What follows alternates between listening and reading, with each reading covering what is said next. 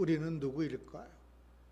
사도 바울은 로마서 1장 7절에서 하나님의 사랑하심을 받고 성도로 부르심을 받은 자라고 말씀하고 있어요. 우리는 하나님이 사랑하셔서 불러주신 성도입니다.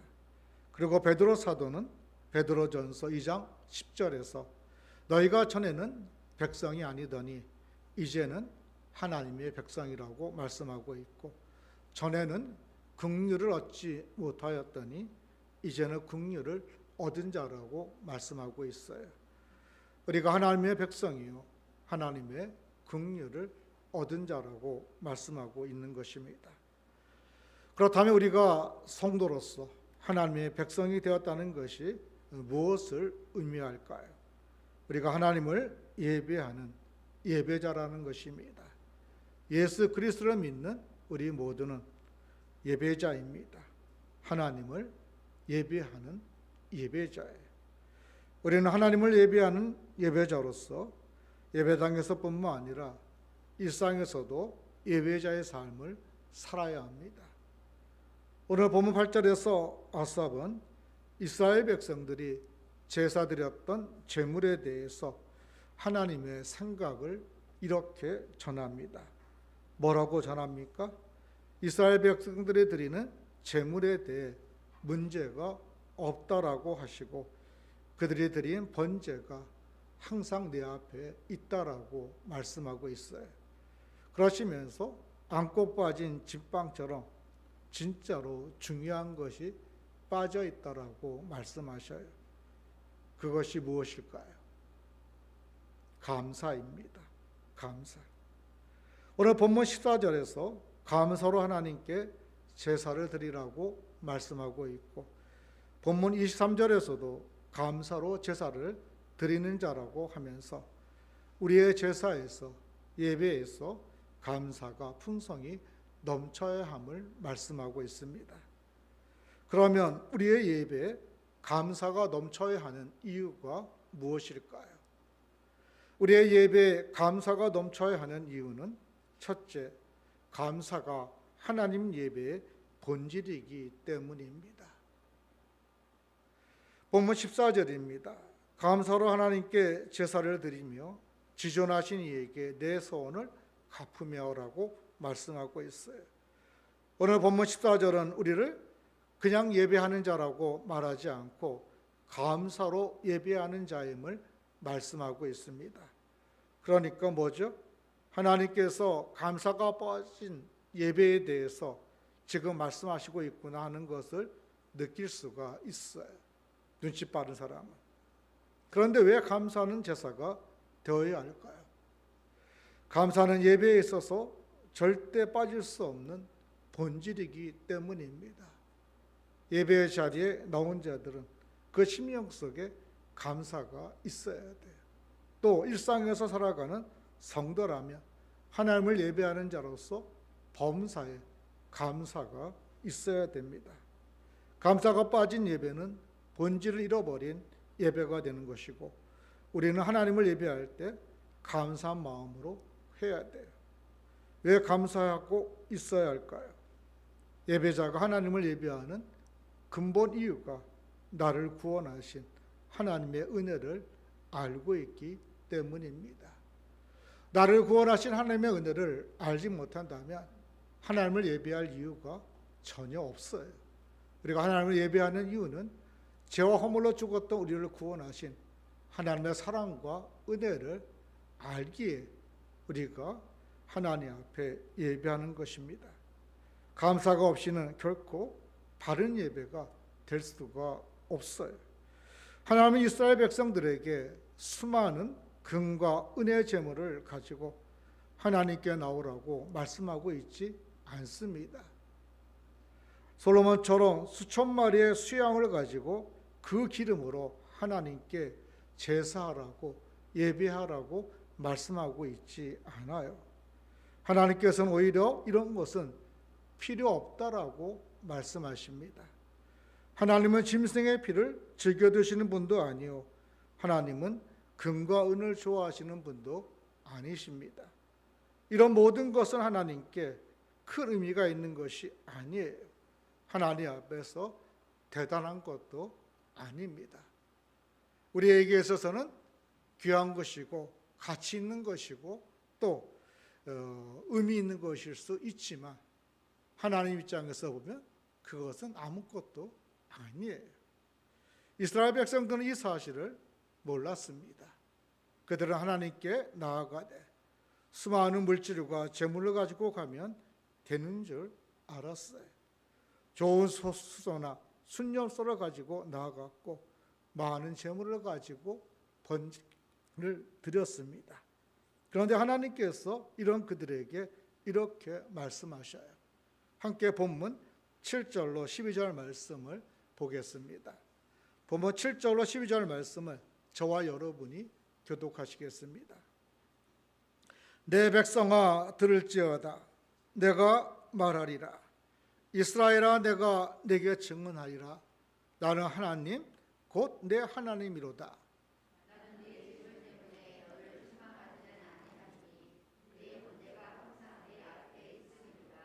내가 내 집에서 수소나 내 우리에서 순념소를 가져가지 아니하리니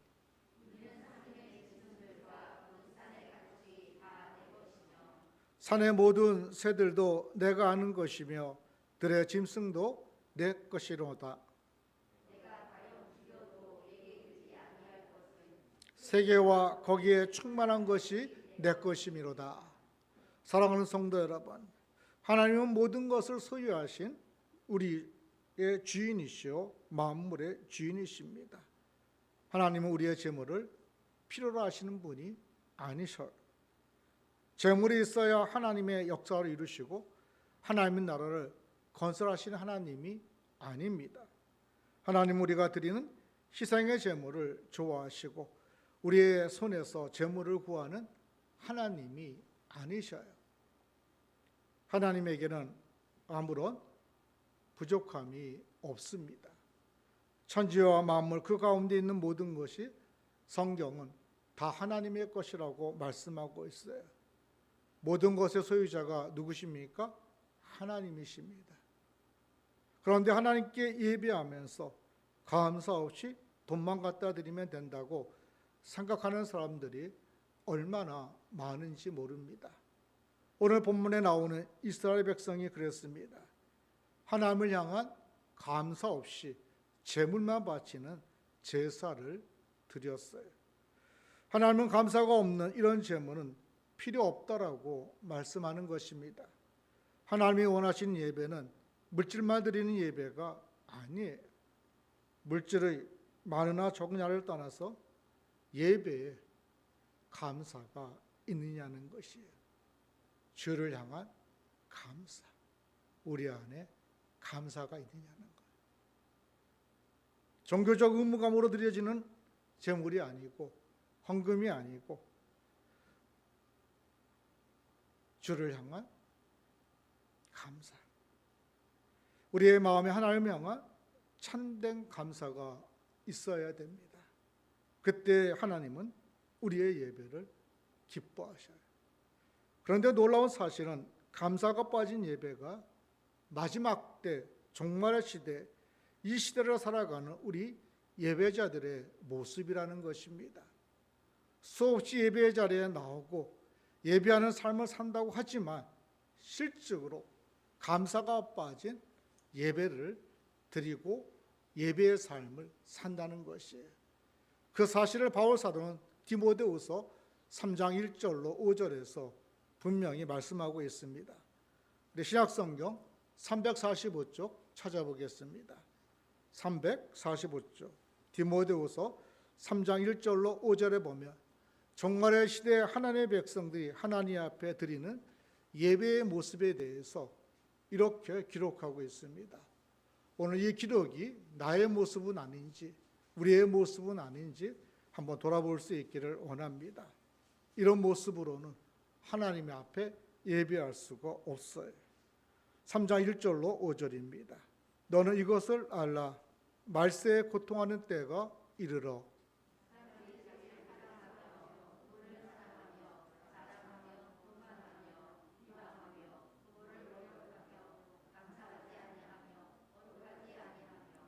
무정하며 원통함을 풀지 아니하며 모함하며 절제하지 못하며 사나우며 선한 것을 좋아하지 아니하며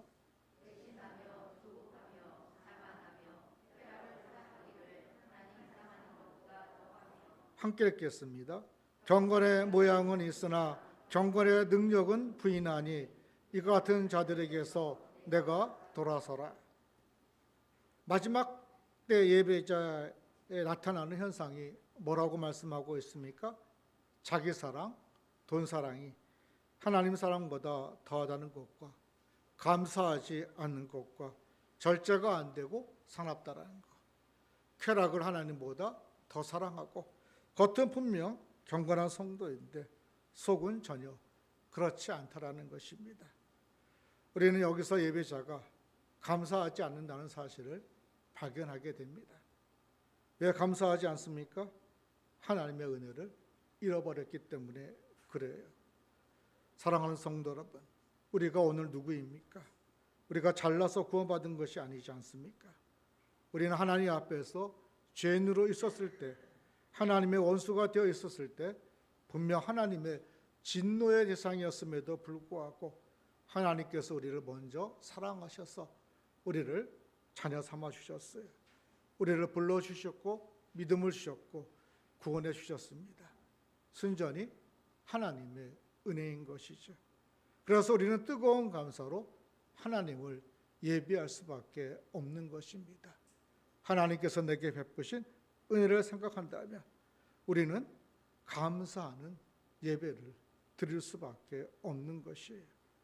그런데 오늘 우리가 살고 있는 시대의 성도들이 하나님께서 베푸신 은혜를 잊어버리고 예배를 하지만 감사가 빠진 예배를 드린다는 것입니다. 하나님은 말씀하십니다. 성도들아, 이 같은 자들에게서 너희는 돌아서라고. 하나님께 감사하지 않는 자에 대해 사도 바울은 로마서 1장 21절에서 이렇게 말해요. 하나님을 알되 하나님을 영화롭게 하지 아니하고 감사하지도 아니한다라고. 오히려 그 생각이 허망해지고 미련한 마음에 어두워졌다라고 얘기합니다. 하나님을 알지만 하나님을 영화롭게 하지 아니하며 감사하지 않는 자라고 말씀하고 있어요. 이것이 하나님을 믿지 않는 자들의 대표적인 모습입니다. 감사하지 않는 이유가 뭐예요? 하나님을 잊어버렸기 때문에 그래요. 그래서 감사가 사라졌습니다. 감사가 사라진 자리에 대신 무엇이 채워질까요? 이스라엘 백성들을 열어볼 때 원망과 불평이었습니다. 홍해가 갈라져 육지처럼 건너는 하나님의 구원을 경험하고는 이스라엘 백성들이 너무 좋아서 하나님을 찬양하며 그 은혜에 감사했습니다.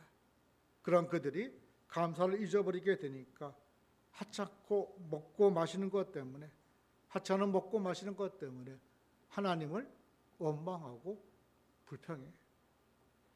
하나님의 은혜를 알 때는 못 먹어도 감사했고, 어려워도 감사했고, 힘들어도 감사하고, 괴로워도 감사하고, 좋은 환경이 아니어도 감사하고, 산 넘어 산이라도 감사했어요. 그런데 하나님의 은혜를 잊자 감사는 사라지고 형식만 남았습니다. 오늘 우리 모두 하나님의 은혜를 잊지 말고 항상 감사로 예배를 드릴 수 있기를 원합니다. 감사로 예배자의 삶을 살 수 있기를 원합니다. 우리에게 허락하신 예배당에서뿐만 아니라 일상의 모든 자리에서 하나님의 은혜를 생각하며 마음속 깊은 감사로 하나님께 예배의 삶을 살 수 있기를 원합니다. 우리의 예배 감사가 넘쳐야 하는 이유는 둘째, 감사가 하나님을 영화롭게 하기 때문입니다. 본문 23절입니다. 함께 읽겠습니다. 시작. 나를 영화롭게 하나니 그의 행위를 옳게 하는 자에게 내가 하나님의 구원을 보이리라. 성경은 우리 인간의 삶의 목적이 뭐라고 말씀하고 있죠? 창조주 하나님을 영화롭게 하는 것이라고 말씀하고 있어요. 오늘 우리는 성도로서, 하나님의 백성으로서 삶의 모든 자리에서 하나님을 영화롭게 하기 위해 살아야 합니다. 그러기 위해서 우리에게 절대 필요한 것이 무엇일까요? 그것은 감사로 예배하는 것입니다. 아마 우리의 생각과 차이가 많아요. 우리는 돈이 있어야 되고 사람이 있어야 되고 좋은 환경이 있어야 된다라고 이야기할 것입니다. 그러나 하나님은 감사가 필요하다라고 말씀해요. 감사로 하나님을 예배하는 자가 하나님을 영화롭게 한다라고 말씀하고 있어요. 세상 살기가 점점 더 힘이 들고 어렵습니다. 삶의 무게가 하루하루 견디기가 어려워요. 하지만 그 속에서도 하나님의 은혜를 기억하며 하나님께 감사를 잃지 않는 것, 이것이 하나님을 진정으로 영화롭게 하는 것입니다. 부르심의 자리에서 불평하지 않고 원망하지 않고 사랑하는 사람을 먼저 보내주기도 하고 사업에 실패하기도 하고 뜻하지 않은 어려움을 만났지만 그래도 하나님께 감사하며 찬양하고 기도하며 예배하는 것, 이것이 하나님을 영화롭게 하는 것입니다. 실직했지만 예배당에 나와 하나님을 예배할 때 그것이 하나님을 영화롭게 하는 것. 병들었지만 예배당에 나오지 못하지만 일상에서 하나님을 예배할 때 그것이 하나님을 영화롭게 하는 것이에요. 내 실패가, 내 병듦이 하나님의 영광을 가리우는 것이 아니라 내 실패 속에서도, 내 아픔 속에서도 하나님 앞에 감사할 때 하나님을 영화롭게 하는 것이에요. 하나님이 우리에게 요구하시는 것은 바로 이것입니다. 세상 출세가 아니에요. 그거로 하나님을 영화롭게 하는 것이 아닙니다. 자꾸 세상에 속지 마세요. 구약 성경에 나오는 다니엘을 보십시오. 다니엘은 늘 하나님의 은혜를 기억하며 감사했습니다.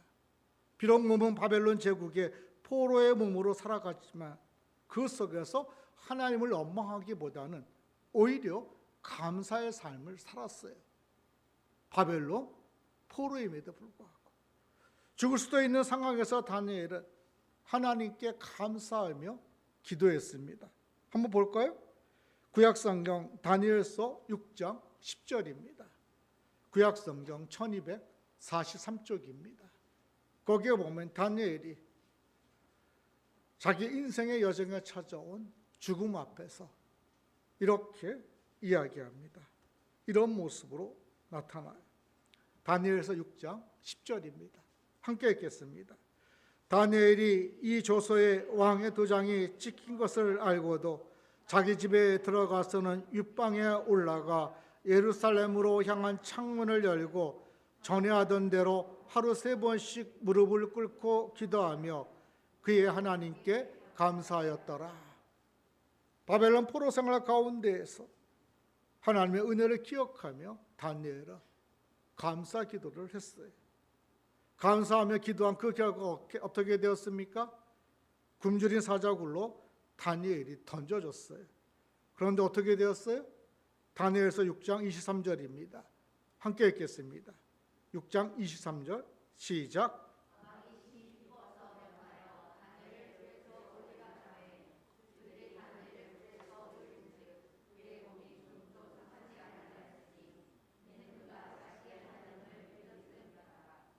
그렇습니다. 감사하는 성도가 믿음이 있는 성도이고 하나님의 은혜를 기억하는 성도예요. 다니엘처럼 내 삶의 자리가 어떠한 자리이든 하나님의 은혜를 기억하며 감사하십시오. 이것이 하나님을 영화롭게 하는 것입니다. 오늘 시편 기자 아삽도 10편 14절과 15절에서 뭐라고 합니까? 감사로 하나님께 제사를 드리며 지존하신 이에게 내 소원을 갚으며 환난 날에 나를 부르라. 내가 너를 건지리니 내가 나를 영화롭게 하리라고 말씀하셨습니다. 유명한 설교가의 스퍼전 목사님은 감사는 불행을 멈추게 하고 감사는 축복을 계속하게 한다라고 말씀하셨어요. 감사할 수 없는 환경이십니까? 하지만 하나님의 은혜를 기억하시며 감사를 시작해 보시기 바랍니다. 여러분의 불행이 멈추고 행복으로 바꿔질 것입니다. 신약성경 복음서에 보면 벳세다 들녘에서 사람들이 몰려왔습니다. 예수님의 말씀을 듣기 위해서 사람들이 벳세다 들녘에 모였어요. 아침부터 시작해서 예수님의 말씀이 계속 이어집니다. 사람들은 그 말씀에 귀를 기울이며 깊은 감동을 받았어요. 시간이 어느덧 지나 저녁 무렵이 되었습니다. 예수님께서 사람들을 둘러보시고 배고프다는 사실을 아셨습니다. 그리고 제자들에게 말씀하십니다. 이 사람들을 어떻게 하겠냐고. 그때彼得이 대답하죠. 200데나리온이 있어야 되겠다라고 이야기합니다. 200데나리온만 있으면 이 사람들을 먹일 수 있다라는 것이죠. 그러나 200데나리온이 아닌 2000데나리온이 있다 해도 그곳으로 사람은 먹일 수가 없었어요. 왜냐하면 그곳은 어디입니까? 광야예요. 돈이 필요합니까? 안 필요합니까? 광야에서 이 200데나리온이 있든 2000데나리온이 있든 무슨 소용입니까, 여러분? 쓸모가 없잖아요, 여러분.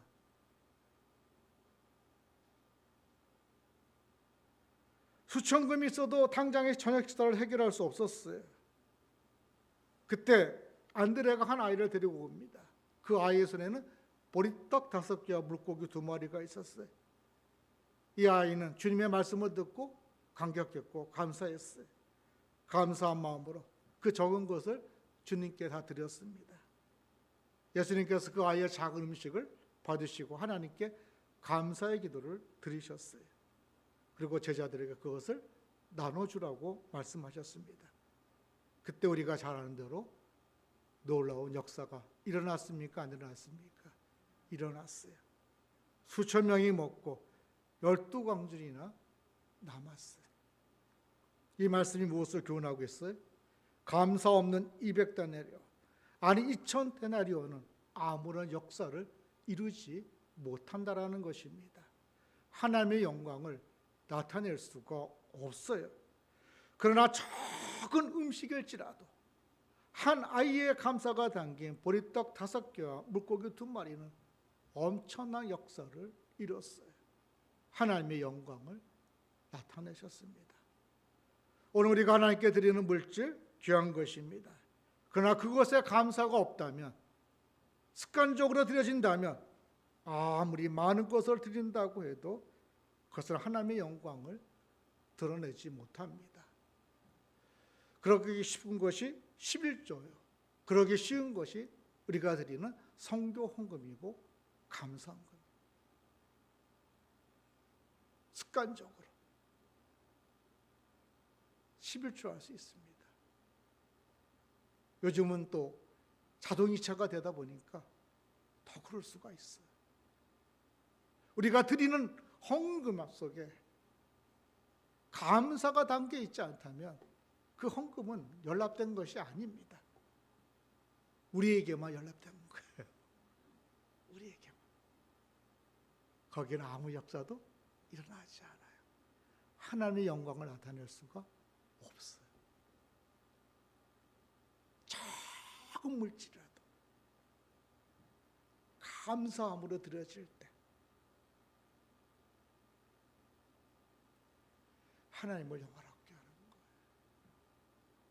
저는 민들레 지구촌 교회가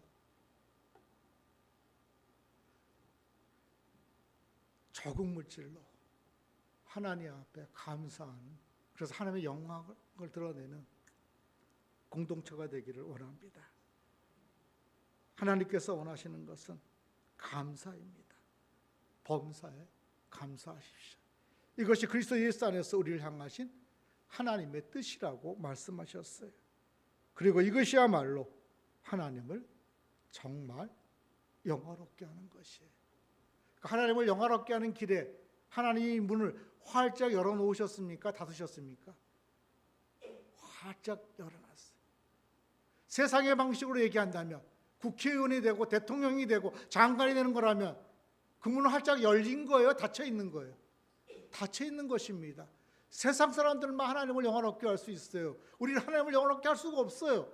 그들하고 게임이 안 됩니다. 근데 하나님은 그런 방식으로 영화롭게 받지 않는다는 거예요. 그것이 다 누구 것이다? 내 것이라는 거예요. 그러나 나는 그런 거 원치 않는다는 거예요. 내가 원하는 것. 너희가 내 은혜를 기억하고 내 사랑을 기억하고 지금 있는 곳에서 어떻게 한다? 하나님 앞에 감사하는 것. 그것이 나를 영화롭게 한다는 거예요. 우리의 모든 일상에서 날마다 감사로 하루를 열고 감사로 살고 감사로 하루를 마감하는 예배자들이 될 수 있기를 원합니다. 날마다 일상에서 하나님을 정말 영화롭게 하는 성도들이 되시기를 주의 이름으로 축원합니다. 우리가 예배에 감사가 넘쳐야 하는 이유는 셋째, 감사가 하나님의 구원을 보이기 때문입니다. 오늘 본문 시편 50편 23절 하반절에 보면 내가 하나님의 구원을 보이리라고 했어요. 누구에게? 하나님께 감사로 제사를 드린 자. 그래서 그의 행위를 옳게 하여 하나님을 영화롭게 한 자에게 하나님께서 나의 구원을 보이시겠다라고 말씀하십니다. 왜냐하면 감사하는 그 속에 우리의 옳은 행위를 통해 우리의 믿음의 크기를 알 수 있기 때문입니다. 부부간에 한번 생각해 보십시오. 부부가 서로를 향해 차라리 얻기를 바란다면 그 부부가 서로 사랑하는 사이라고 말할 수 있겠습니까? 배우자가 있음으로 너무 감사하다고 생각하는 그 부부가 정말 사랑하는 부부가 아닐까요? 감사가 크면 클수록 그 부부의 사랑도 클 것입니다. 하나님에 대해서도 마찬가지예요. 감사가 크면 클수록 우리의 행위는 옳게 되고 하나님을 향한 우리의 믿음도 정말 커지는 것입니다. 그리고 그 큰 믿음에 하나님의 구원이 있으면 말할 것도 없는 것이죠. 부모에 대해서 감사하는 자는 그 부모를 사랑함이 분명합니다. 그의 행위는 옳다함을 얻을 것이고 믿음이 크다 할 것입니다. 자녀에 대해서 감사하는 부모는 그 자녀를 진정으로 사랑하는 증거일 것이에요. 마찬가지로 하나님에 대해서 감사하는 성도는 하나님을 사랑하고 신뢰하고 있다는 증거가 옳은 행위로 삶 속에서 나타날 수밖에 없어요. 그러기에 하나님은 그런 자를 보고 큰 구원을 베풀 수밖에 없는 것이죠. 역대하 20장에 보면 여호사밧 왕 때 모압과 암몬 족속이 연합을 이루어 수많은 병력을 이끌고 쳐들어와 예루살렘을 에워쌉니다. 이때 이스라엘은 멸망의 위기에 처하게 돼요. 이처럼 풍전등화의 위기에서 여호사밧 왕이 어떻게 했습니까? 이스라엘 군대 앞에 하나님을 찬양하는 찬양대를 세우고 전쟁터에 나가면서 이렇게 외칩니다. 여호와께 감사하세요. 그의 인자하심이 영원하다라고 외칩니다. 이게 말이 되는 얘기예요, 여러분? 모압 연합군이 와가지고 지금 예루살렘을 둘러싸서 죽이려고 하고 있는데 그 앞에서 여호와께 감사하지. 사업이 망했는데 여호와께 감사하자라고 얘기하면 여러분 뭐라고 얘기하겠어요? 무슨 소리야?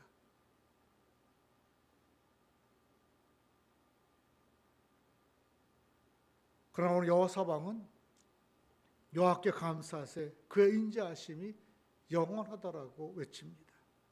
그리고 그것을 찬송하고 부르게 했어요. 그 결과 어떻게 되었습니까?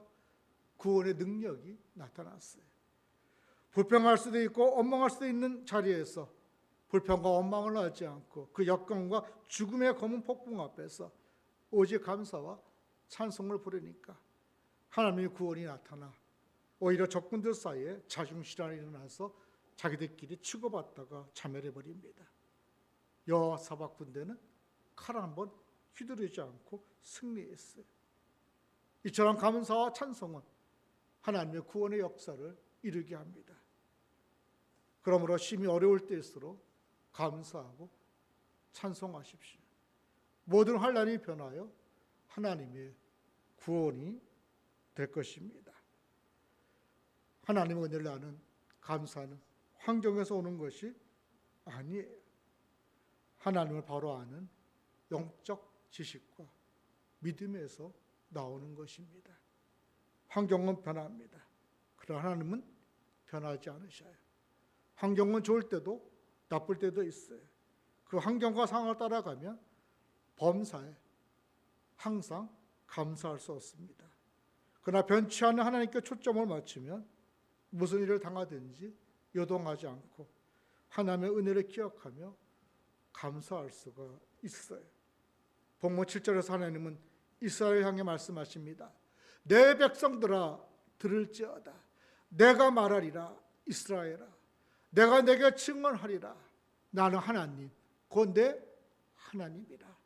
하나님께서 이스라엘을 향하여 나는 내 하나님이라고 소리치고 계셔요. 하나님께서 나의 하나님이심을 바로 알고 믿으면 모든 일에 뭐 할 수 있다는 거예요? 감사할 수 있다라는 것입니다. 그런데 22절을 보시죠.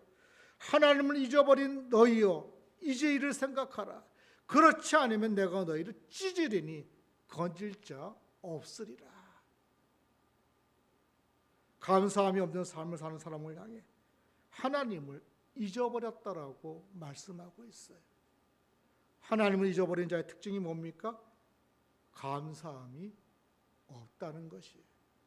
상황과 형편이 좋지 않아서 안 좋은 일이 일어나서 감사하지 않는 것이 아니라 하나님을 잊었기에 감사하지 않는다라고 말씀하고 있어요. 하나님을 잊은 사람은 절대 감사의 삶을 살 수가 없습니다. 내가 하나님을 기억하고 있는지 잊고 있는지를 어떻게 확인하면 돼요? 감사하고 있는지 안 하고 있는지를 보면 그냥 드러나는 것입니다. 그 결과 22절 말씀처럼 하나님의 구원이 없어요. 출애굽한 이스라엘 백성을 보십시오. 그들이 광야에서 망한 이유가 광야라는 환경 때문이 아니에요. 물론 광야는 힘듭니다. 살기 어려운 곳이에요. 그런데 이러한 광야에서 하나님께서 물을 주셨고 하늘에서 만나를 주셨습니다. 더위와 추위를 막아주는 불기둥과 구름기둥으로 인도하시고 보호하셨어요. 힘들고 메마른 광야였지만 하나님이 함께해 주시는 땅이었어요. 그럼에도 불구하고 그들은 감사하지 않고 반나 어떻게 했어요? 불평하고 원망했습니다. 왜 그랬습니까? 하나님이 함께 하심을 잊어버렸기 때문에 그래요. 그 결과 그들은 광야에서 다 죽고 맙니다. 그러자 똑같은 광야에서, 아니 구름기둥과 불기둥도 만나도 허락하지 않는 광야에서, 그것도 억울하게 도망자 생활하던 다윗은 그 광야에서 주여 내가 만민 중에 주께 감사합니다. 모든 나라 중에서 주님을 찬송한다라고 고백해요. 똑같은 광야에서 이스라엘 백성들은 그렇게 타조도 불평했고 다윗은 아무것도 없어도 하나님을 찬양하고 감사했어요. 무슨 차이입니까? 하나님 때문이었어요. 다윗은 하나님을 기억하며 살았기 때문에, 하나님께 초점을 맞췄기 때문에 광야에서도 감사하고 찬양하며 인생을 승리로 이끌 수가 있었어요. 억울하게 도망다니며 고생하는 광야에서도 하나님의 사랑을 믿었고 하나님의 은혜를 기억했어요. 이미 자기를 왕으로 기름 부어 세우신 하나님이신데 그럼 지금 이 고통도 지나갈 것이고 여기에 분명히 하나님의 심오와 뜻이 있을 것이라는 믿음이 있었던 것이죠. 오늘 우리에게도 이런 자세가 필요합니다. 하나님의 은혜를 기억하고 하나님께 모두 초점을 맞춰야 돼요. 상황에 초점을 맞추면 괴로울 수밖에 없습니다. 그래서 하나님께 초점을 맞춰야 돼요. 어려운 상황 속에서 함께 하신 하나님을 보는 겁니다. 이것은 믿음의 눈으로밖에 볼 수 없어요. 그런데 그렇게 할 때 감사의 제사를 드릴 수가 있습니다.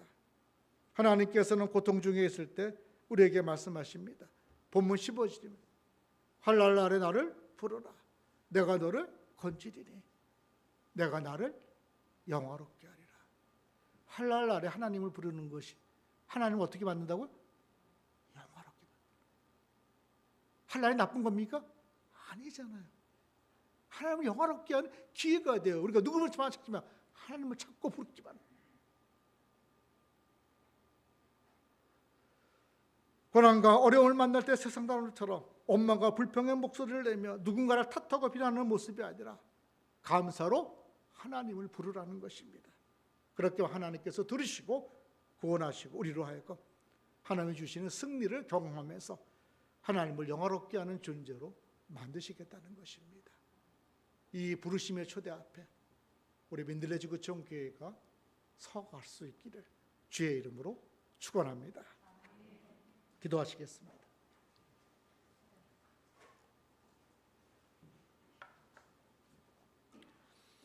하나님께서 우리 공동체가 감사가 넘치는 교회가 되기를 원하십니다. 특별히 예배에 감사가 넘치는 교회가 되기를 원하셔요.